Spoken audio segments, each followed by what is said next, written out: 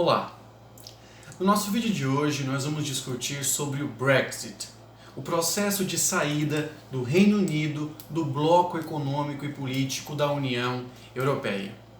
A União Europeia, como um grande bloco internacional, atualmente com 27 países membros, surgiu após a Segunda Guerra Mundial, nas primeiras décadas da Guerra Fria, com um intuito claro de criar uma integração econômica e política, consequentemente, entre os países da Europa Ocidental, os países da Europa que tinham economias de mercado em plena Guerra Fria, com o objetivo claro de impedir tanto o ressurgimento de nacionalismos de extrema direita, como o fascismo e o nazismo, tão traumáticos como foram, como também impedir o avanço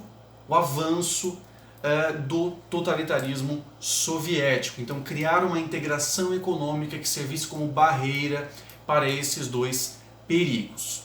O Reino Unido, especificamente, esse Estado formado pela Inglaterra, pela Escócia, pelo País de Gales e pela Irlanda do Norte, apenas entrou na antiga Comunidade Europeia em 1972, 15 anos depois da sua criação. Foi uma entrada relativamente tardia.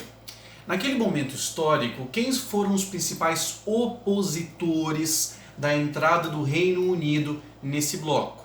Naquela época foi a extrema esquerda trabalhista, do Partido Trabalhista, que afirmava que se o Reino Unido se integrasse através de um livre mercado, livre comércio com os outros países da Europa, na União Europeia, o Reino Unido perderia sua soberania nacional. Esse era o discurso principal da esquerda trabalhista naquele momento.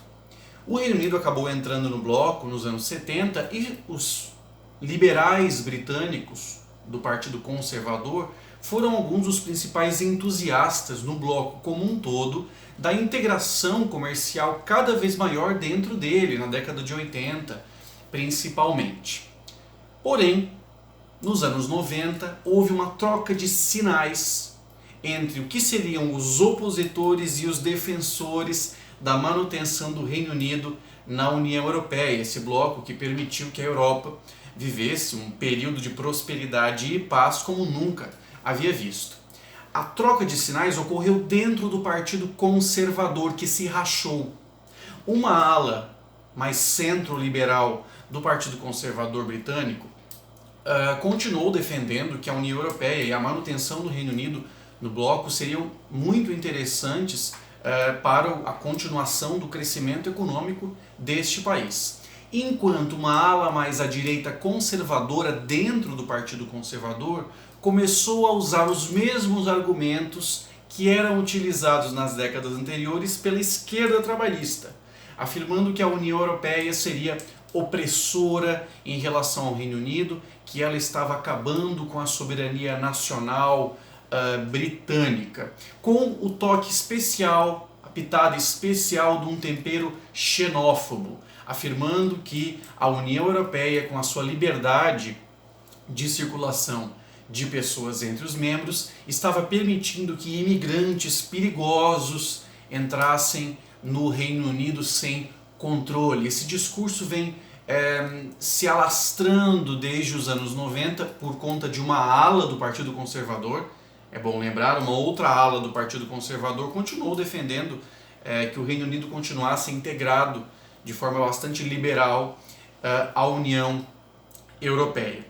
Uma das consequências desse processo foi o surgimento, inclusive, da liderança de Nigel Farage, dessa direita populista conservadora no Reino Unido, defendendo a todo custo que o país se retirasse da União Europeia.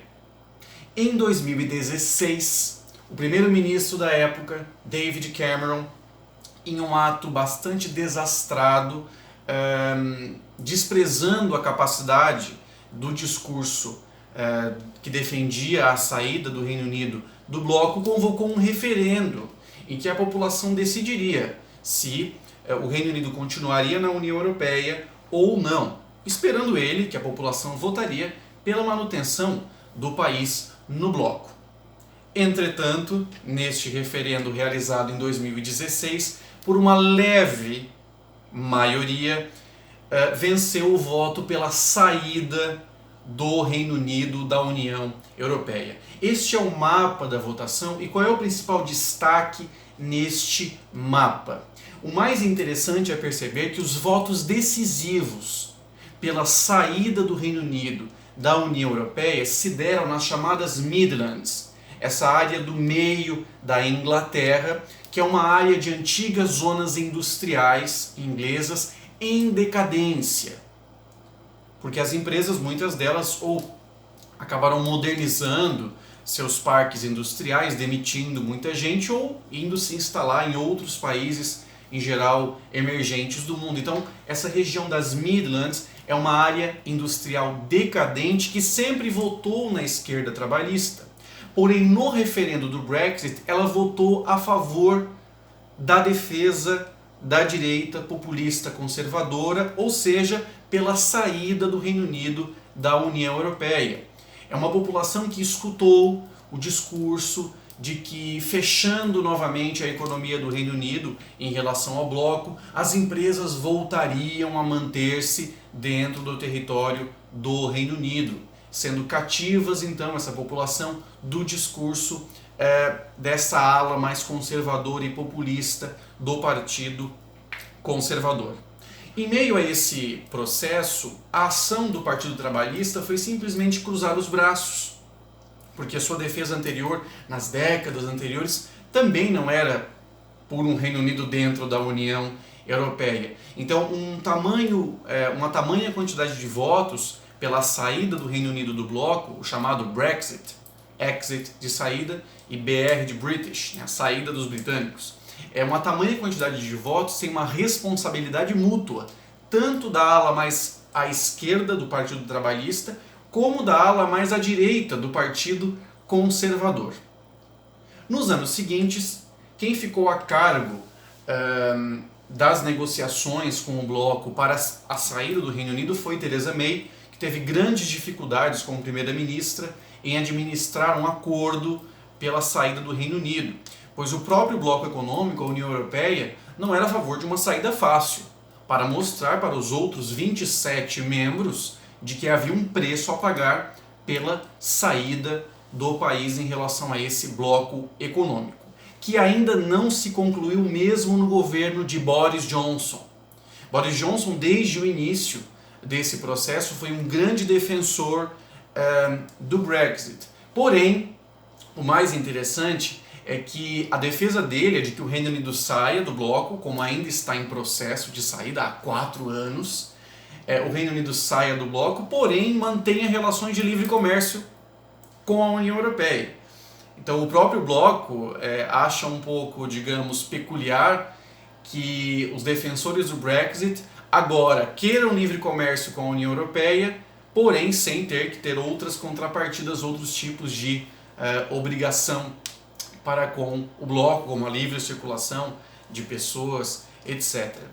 O mais interessante desse processo é que as áreas que mais votaram contra, dentre as áreas que mais votaram contra o Brexit desde o começo, estão a Escócia e a Irlanda do Norte, que têm a possibilidade agora de talvez se desligarem do Reino Unido com o intuito de continuar na União Europeia.